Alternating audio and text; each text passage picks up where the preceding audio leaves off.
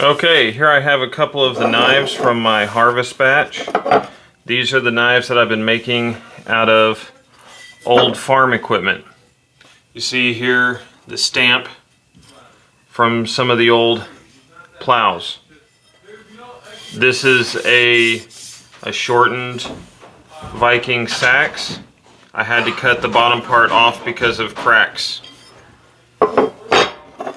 This one right here follows the natural curve of the plow itself. I cut it with the equipment to make the most use out of it. Has a very unique shape, very unique feel. I'm going to be putting these in a walnut handle. This is my first attempt at it, so I want y'all to point out any mistakes that I make. And this one right here, this is a fun little project. It's the simple little dagger that I made out of a railroad spike. I used a super quench to try to get the most hardness out of this as possible. We'll see how it holds up.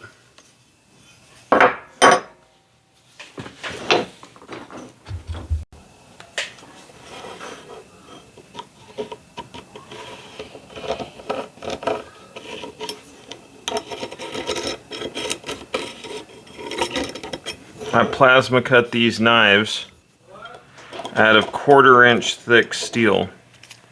They're very thick and they're very rugged. So they all have a unique and individual shape. So I can't cookie cutter these. There I outline the general shape. Now I've got to go cut it out.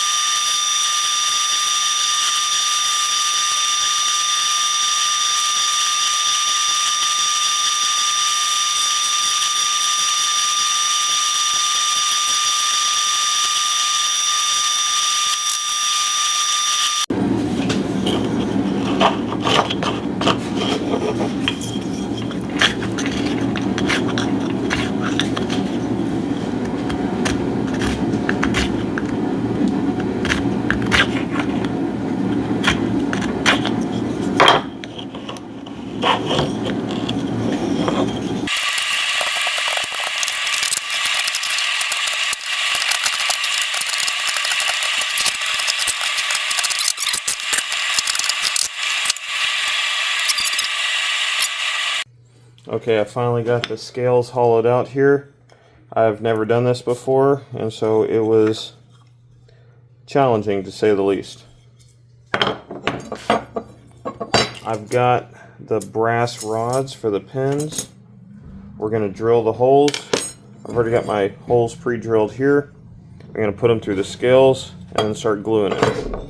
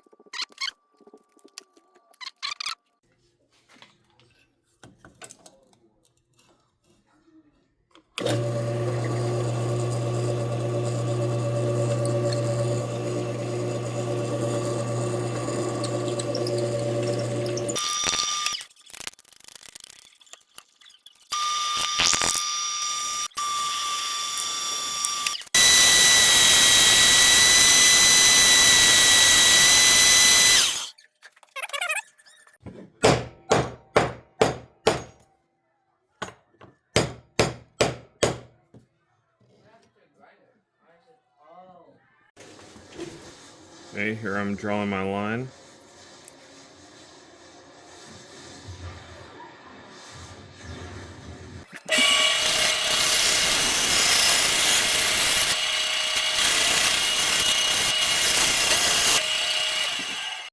Okay, turns out I cut a little bit too deep.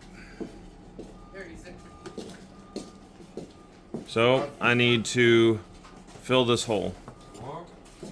Okay, so as I've been sanding, shaping it, I've accidentally gone too deep in two spots. I'm going to keep going, but I'm going to try to fill the inside with a sawdust mix epoxy. I'm going to mix some up with the sawdust that I've collected from the wood and see how it works.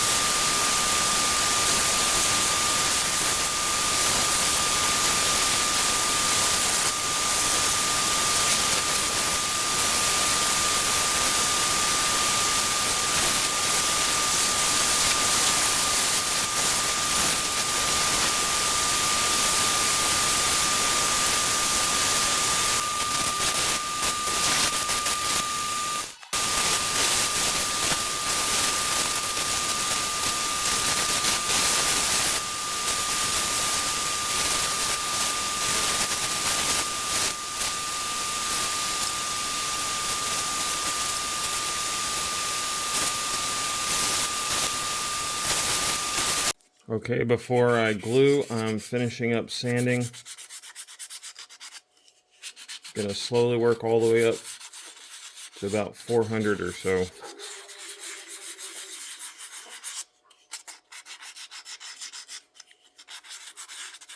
This is a much larger handle than what I originally anticipated, but it's got a very nice grain. I don't know if the camera can pick that up or not. I'm really liking that. It's gonna pop nice. These two holes, we're gonna fill it and hope for the best. Worst case scenario, it'll be a Valentine's Day gift for my wife. Okay, I'm going to clean the handle with some acetone.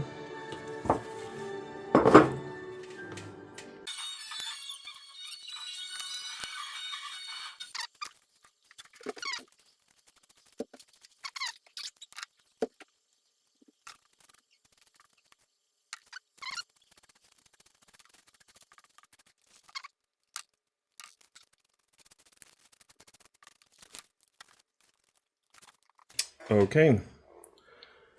Well, it doesn't look pretty, and I made a lot of mistakes, but there we go. We've got one glued. I did mess up the blade a little bit. I got some on it. Not all the holes are filled. I'm going to have to fill it in more. Man. It's definitely a learning experience. Okay, the knife has dried overnight. It's set for 24 hours. Let's see what it looks like. And there we have it. That is our knife. We've got to clean up the patina. There's a little bit of glue down here. I didn't mean to get on it. We'll clean that up. Here are the holes in the handle, here and here. This one blends in better than this one does. We'll see what we can do to sand this up.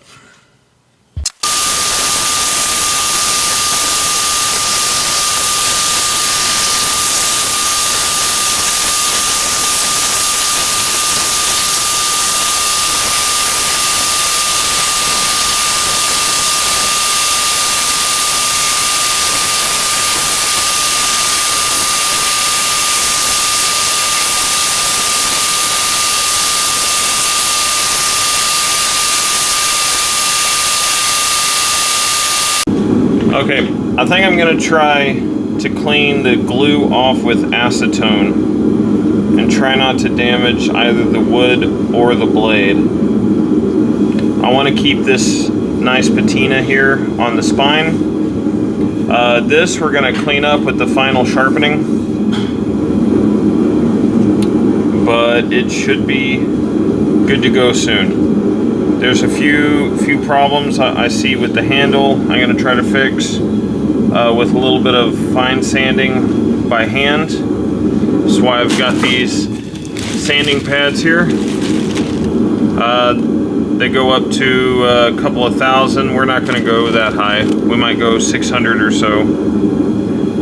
These holes that we had, we're going to try to clean these up until they're smooth and nice looking. It feels a little short in my hand. I think on the next one I'll go a little bit longer, but I do have a larger hand. So a few lessons learned, but we'll learn from our mistakes and we'll keep going.